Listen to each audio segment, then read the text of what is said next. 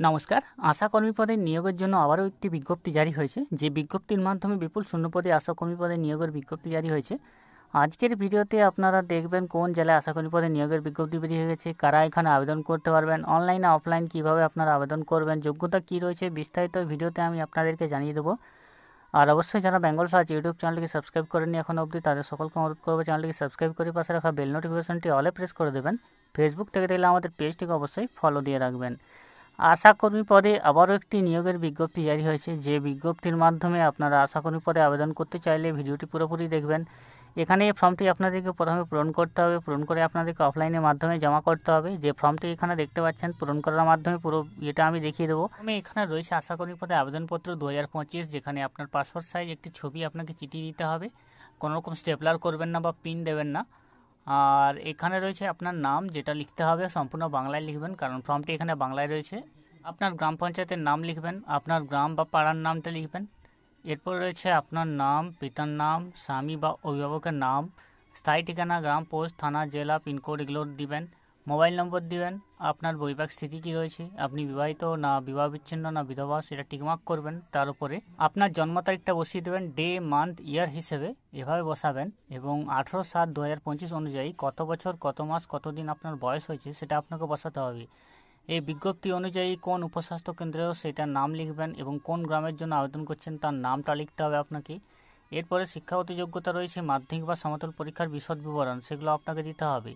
শিক্ষাগত যোগ্যতা এখানে মাধ্যমিক বা তার সমতুল দিবেন, মাধ্যমিক লিখবেন, তার বোর্ডের নাম লিখবেন, পাস করেছেন কোন বছর সেটা লিখতে হবে, মাধ্যমিকে মোট কত নম্বর পেয়েছেন সেটা লিখতে হবে, শতকরা হার কত আপনার পেয়েছেন সেটা লিখতে হবে।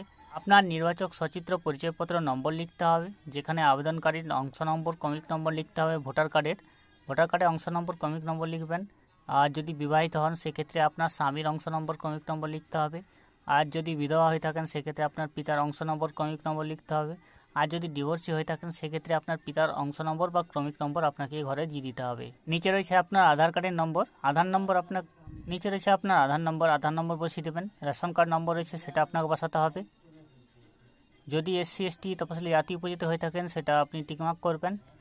আর যদি গ্রেড 1-2 স্বনির্ভর গোষ্ঠীর সদস্য, প্রশিক্ষণপ্রাপ্ত দায়, লিঙ্ক ওয়ার্কার হয়ে থাকেন তা এখানে টিকমার্ক করবেন। স্বীকারোক্তি এখানে রয়েছে, টিকমার্ক করবেন। স্থান তারিখ দিয়ে দেবেন, স্বাক্ষর করে দেবেন। এটাই হলো ফর্ম পূরণ। এই ফর্মটা আপনাকে এভাবে পূরণ করতে হবে। এরপরে যোগ্যতাগুলো আমি বলে দিচ্ছি আপনাদেরকে। বয়স আপনাদের হওয়া চাই 18/7/2025 অনুযায়ী 30 থেকে 40 বছরের মধ্যে।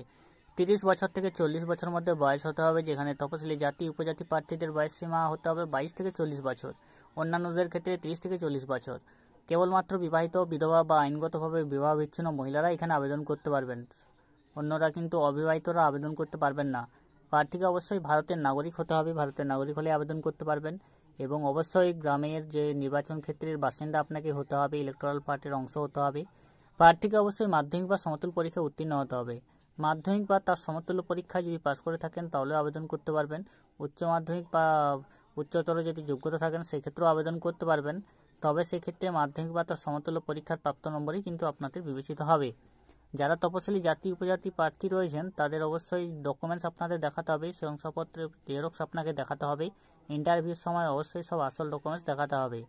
গ্রেড 1-2 স্বনির্ভর গোষ্ঠীর সদস্য, দায় বা লিঙ্ক ওয়ার্কার হয়ে থাকলে আপনি অগ্রাধিকার আগে পাবেন, সেক্ষেত্রে শংসাপত্র আপনাকে দেখাতেই হবে। তো এখানে আপনাদের যে আবেদন করতে হবে সেই আবেদনের যোগ্যতা হচ্ছে মাধ্যমিক পাস করে থাকতে হবে, বয়স 30 থেকে 40 বছর, SC ST হলে 22 থেকে 40 বছর, বিধবা বিবাহিত বিবাহ বিচ্ছিন্ন মহিলারাই আবেদন করতে পারবেন। এবং অবশ্যই আপনাদের আবেদন করতে হবে সকাল 11টা থেকে বিকেল 4টে পর্যন্ত। দরখাস্ত আপনারা জমা করতে পারবেন, যে ফর্মটি দেখালাম সেই ফর্মটি আপনারা সকাল 11টা থেকে বিকেল 4টা পর্যন্ত জমা করতে পারবেন। আর জমা নেওয়ার শেষ তারিখ রয়েছে 6 আগস্ট 2025। 6 আগস্ট 2025 আপনাদের এই ফর্মটি জমা করতে হবে। আপনার নিকটবর্তী যে BDO অফিস রয়েছে, এখানে রয়েছে আপনার সমষ্টি উন্নয়ন আধিকারিক, হাঁসখালি উন্নয়ন সমষ্টি, হাঁসখালি, নদিয়াতে এখানে বেরিয়েছে। আপনারা আবেদন করতে চাইলে ওখানে আবেদন করে নিন, এবং ওই দরখাস্ত আপনাকে ওই BDO অফিসে জমা করতে হবে। আর দরখাস্তের সঙ্গে যে সমস্ত ডকুমেন্টস আপনি জমা করবেন সেগুলো আমি বলে দিচ্ছি। দরখাস্তের সঙ্গে যে সমস্ত ডকুমেন্টস লাগবে, আপনার নিজের ভোটার কার্ড বা রেশন কার্ডের প্রতিলিপি আপনাকে অবশ্যই লাগবে। 2025 সালের ভোটার তালিকায় নিজের এবং স্বামীর নাম যদি থাকে সেই পাতাটি আপনাকে জেরক্স করতে হবে। মাধ্যমিক বা সমতুল্য পরীক্ষায় মার্কশিটের প্রতিলিপি আপনার লাগবে জেরক্স। মাধ্যমিক বা সমতুল্য পরীক্ষার অ্যাডমিট কার্ডের প্রতিলিপি আপনার লাগবে বা জেরক্স। তপশিলি জাতি উপজাতি হয়ে থাকলে তার সার্টিফিকেটের জেরক্স আপনাকে লাগবে এবং সেগুলো অবশ্যই আপনাকে ডকুমেন্টসগুলোতে স্বাক্ষর করে দিতে হবে। নিজের 2টি পাসপোর্ট সাইজ ফটো লাগবে, একটি ফর্মে চিঠি দেবেন, একটি খামে ভরে দেবেন এবং যে 5 টাকার ডাক টিকিট আপনি নেবেন সেখানে আপনার নাম ঠিকানা লিখে দেবেন। তার ভেতরে আপনি সেই ফর্মটি এবং এই ছবিটি আপনি দিয়ে দেবেন, সমস্ত ডকুমেন্টস দিয়ে দিতে হবে। এবং যদি আপনার বিবাহ হয়েছিল বা বিধবা বা বিবাহ বিচ্ছিন্ন হয়েছিল কিনা তার প্রতিলিপি আপনার জমা করতে হবে সেক্ষেত্রে। এবং যারা দায় বা স্বনির্ভর গোষ্ঠীর সদস্য লিঙ্গ ওয়ার্কার রয়েছেন তারা অবশ্যই তার যথাযথ প্রমাণপত্র জমা দেবেন। এবং অন্যান্য কিছু ডকুমেন্টস দিলে আপনি দিতে পারেন, সেগুলো আপনি মেনশন করে দেবেন বা ইয়ে করে দেবেন। সমষ্টি উন্নয়ন আধিকারিক হাঁসখালি উন্নয়ন সমষ্টি হাঁসখালি নদিয়াতে বেরিয়েছে। এটা আশাকর্মী পদের জন্য বিজ্ঞপ্তি বেরিয়েছে হাঁসখালি নদিয়াতে। নদিয়া জেলায় যদি বাসিন্দা হয়ে থাকেন সেক্ষেত্রে আপনারা এই পদের জন্য আবেদন করতে পারবেন। এরপরে শূন্য পদগুলি আমি বলে দিচ্ছি। আপনাদের আবেদন করার শেষ সময়সীমা হচ্ছে 6 আগস্ট। 6 আগস্টের মধ্যে আবেদন করতে হবে আপনাদেরকে।